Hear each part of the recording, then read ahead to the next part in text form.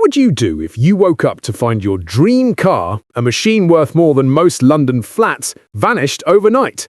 This isn't a story from a Hollywood heist movie. It's a real-world scandal that has rattled the UK's luxury car scene, sent shockwaves through online forums, and left millionaires, celebrities, and collectors demanding one answer: where did the cars go? GVE London was supposed to be the last place on Earth a supercar would disappear without a trace. This West London dealership was once the glitziest stage for automotive royalty. White Lexus LFA? They had it. Ferraris, Lamborghinis, McLarens, of course, often showcased together under spotless showroom lights, Instagrammed and YouTubed until their reflections seemed to flicker across the whole internet. Each car became a trophy, a selfie opportunity, a living promise that GVE was the gold standard for exotic machinery in Britain. Then one day, everything changed. The doors were shuttered, phones rang unanswered, customers' WhatsApp messages were read but ignored. The world's rarest and most desirable machines, the legendary white Lexus LFA, scarlet Ferraris, predatory Lamborghinis, simply vanished. Not sold, not repossessed, not returned to their owners, gone. Logbooks went missing. Titles didn't match. In some cases, the same supercar had been promised to more than one buyer. For the first time in years, London's most connected collectors found themselves chasing shadows. Where did they go? Were the missing cars shipped off to the Middle East, tucked away in private storage, or spirited out of the country before the authorities could act? Or had they simply slipped through cracks in a system built on trust, speed, and luxury? Every forum, group chat, and industry event echoed the same question, one that made even the most seasoned car investors uneasy. And at the center of it all was a single, tantalizing clue: a rare white Lexus LFA. Only 500 were ever built, and this particular example was as famous as the brand itself. For years, it had been the pride of GVE's collection, the car that conferred instant credibility. Now, it was a ghost, a rumor, a whisper, an urban legend haunting every supercar auction and Instagram feed. So, how did it happen? How did Britain's most prominent supercar dealer lose track of millions in vehicles almost overnight? And what secrets lie beneath the polished surface of GVE London? In this series, we follow the trail of the lost supercars, unpacking the stories, scandals, and unanswered questions that still electrify the UK's luxury car community. If you think you've heard the whole story, think again. The deeper you go, the stranger and darker it gets. Don't blink.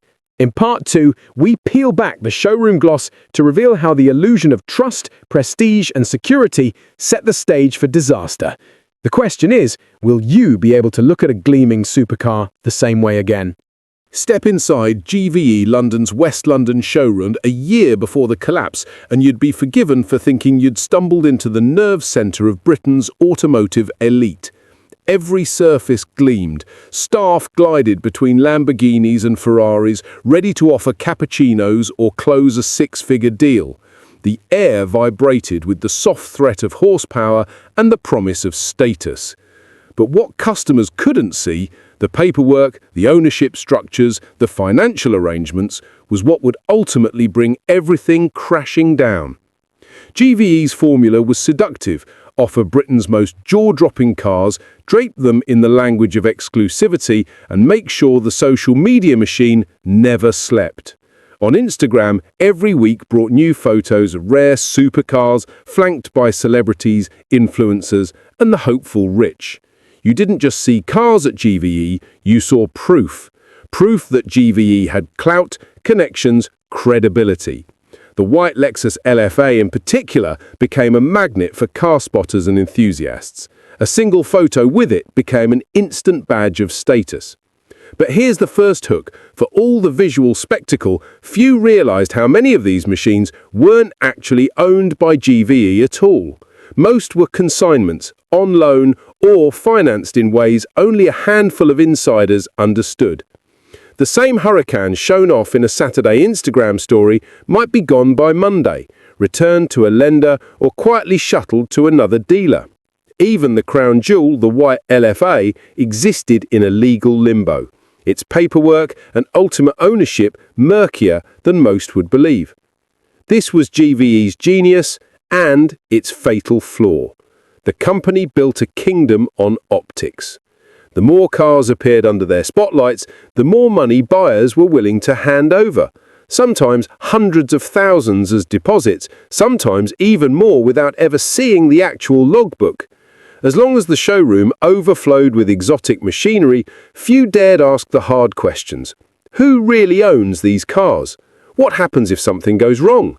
Could the unthinkable happen and the cars simply disappear? Now, with hindsight, every perfectly framed Instagram post seems less like a celebration and more like foreshadowing, a montage before a disaster. Because GVE's greatest strength was also its greatest risk. In a world where trust is the only real currency, the moment that trust is shaken, everything unravels at breathtaking speed. Hooked yet? The next chapter is even starker. In part 3, we'll follow the paper trail, or lack thereof, and meet the buyers whose dreams turned into financial nightmares as GVE's promises started to unravel. How do you prove a car is yours when the title's missing and two others have the same bill of sale? What would you do if you handed over £200,000 for your dream Ferrari, only to find that the car, the paperwork, and your deposit all vanished into thin air? This is not just a hypothetical for dozens of GVE London customers. It became their waking nightmare. As the dealer's empire started to buckle, GVE's carefully constructed image of stability cracked open, exposing a hidden reality. Promises meant little without proof, and trust was as fleeting as the next bank transfer. The cracks first appeared in whispers. Buyers arrived for long-awaited supercars, only to hear vague excuses. It's still being prepped. There's a delay with the paperwork. Come back next week. Meanwhile, other buyers began to spot familiar cars, sometimes the exact model they'd paid for, showing up in Instagram posts or auction listings linked to someone else's name. The confusion deepened. Was this carelessness, or something far worse? Then the panic set in. As word spread that GVE's finances were in turmoil, customers descended on the showroom, clutching contracts, demanding keys, or at least answers. Some discovered that their cars were not in the building at all.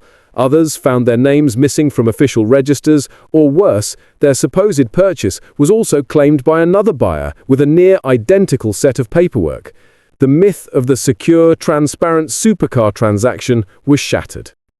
The white Lexus LFA, once the symbol of GVE's prestige, became the epicenter of suspicion and rumor. Who actually owned it? Was it really ever available for sale, or had it already been pledged as collateral for a silent loan? Forums exploded with speculation. Had it been shipped abroad to avoid seizure? Was it tucked away in a private collection, untouchable by UK law? Every time a white LFA appeared on Instagram or at auction, the car community lit up. Is this the missing GVE car? And if so, whose hands did it really pass through? Ferraris, Lamborghinis, McLarens followed the same path. For every customer left empty-handed, another car seemed to vanish from inventory, only to reappear in a different city or country. With GVE's collapse, the paperwork, logbooks, titles, sales contracts became a minefield. For some vehicles, 2 or even 3 parties have been promised the same car. Ownership disputes erupted. Lawyers waded through the wreckage searching for a chain of evidence that in many cases simply didn't exist. And the hooks kept coming. Would any of these buyers ever see their cars or their money again? How do you prove a supercar is yours when the official documents are missing or contested or perhaps even forged? Can a single high-profile dealership collapse cast doubt on an entire industry built on reputation and handshake deals? If you think this is where the chaos ends, think again. In part 4, we'll uncover what happened after the doors closed and the authorities stepped in. What did the administrators find? How do you untangle the fate of millions in lost assets when every record leads to another dead end? When the dust settled and GVE London's doors finally locked for good, it wasn't police sirens or a dramatic raid that followed. It was the slow, relentless work of administrators, lawyers, and angry creditors, each determined to untangle the financial web left behind. The illusion of order gave way to a labyrinth of disputes, legal filings, and frantic attempts to track the missing millions. But for every answer, a new question surfaced. Administrators from leading firms were appointed by the courts. Their first discovery, GVE's financials were a patchwork of debts, overlapping claims, and assets that existed more on paper than in reality. The official log of company holdings listed dozens of cars, but many weren't actually in GVE's possession. Some had already been sold, others were unaccounted for, and a few, like the white Lexus LFA, simply vanished. Title documents and logbooks were missing or incomplete. For several vehicles, the only evidence of ownership was a trail of emails, deposit receipts, and social media posts. As administrators combed through storage facilities, showrooms, and digital records, they encountered an endless parade of frustrated customers, former staff, and rival dealers. One by one, claimants presented their cases. Deposits made, contracts signed, delivery dates promised and missed. Many simply wanted to know, is my car still somewhere in the UK? Has it been shipped abroad? Or has it been sold twice over, leaving me with nothing? The search soon expanded beyond the dealership.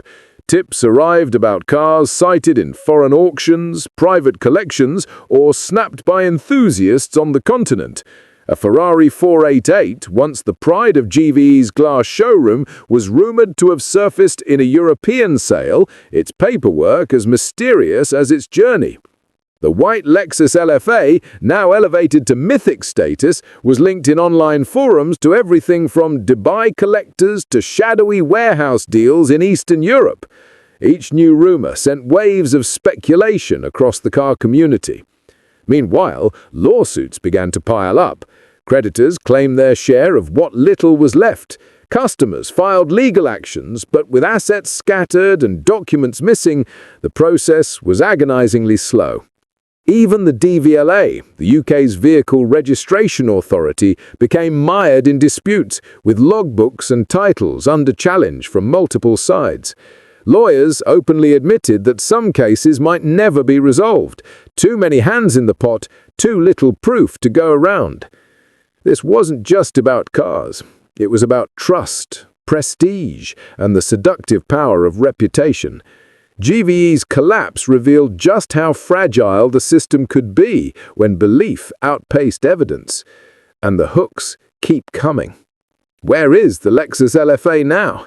How many missing supercars will remain lost forever?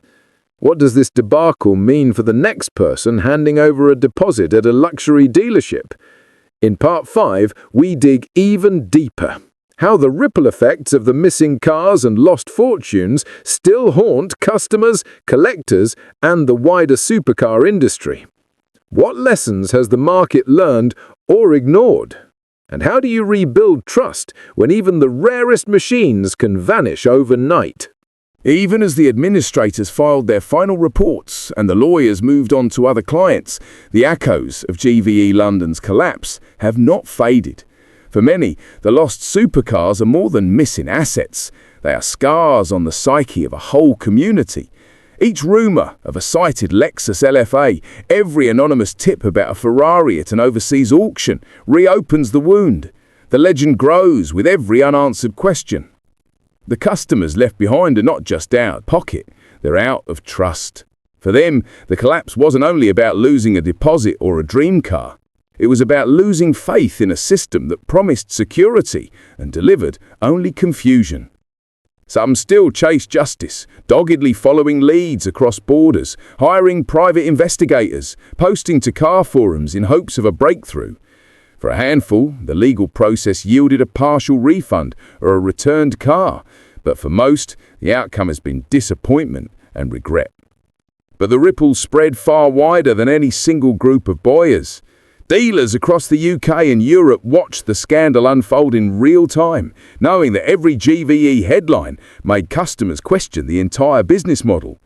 Supercar sales rely on confidence, on the belief that rare, valuable assets are handled with the utmost care and honesty. GVE's collapse called all of that into question. Suddenly, the handshake deals and fast-track transfers that defined the industry for years seemed reckless, even dangerous. The impact was immediate. Buyers demanded more proof, more paperwork, more transparency at every stage. Dealers scrambled to reassure clients, stepping up audits, showing off their compliance, even hiring external firms to verify ownership and title histories. The phrase sale or return became almost a warning. For a time, trust itself felt like it had become a rare commodity, harder to find than a white Lexus LFA. Among enthusiasts, the mystery took on a life of its own. On Facebook groups, Reddit threads and WhatsApp chats, the missing GVE cars became ghost stories. Anyone seen the LFA? Is this the same Ferrari that vanished? Photos of rare supercars snapped in Monaco or at Goodwood are endlessly analysed for clues. The cars themselves have transcended mere value. They are now symbols of a wider reckoning. For some, chasing these stories is a way of keeping the passion alive, refusing to let cynicism take over. Meanwhile, insiders whispered about the deeper causes. Was this collapse inevitable in a market flooded with easy credit, speculative investors, and a never-ending thirst for exclusivity? Did social media accelerate the fall, making image more important than substance? Or was it simply a classic case of greed meeting opportunity?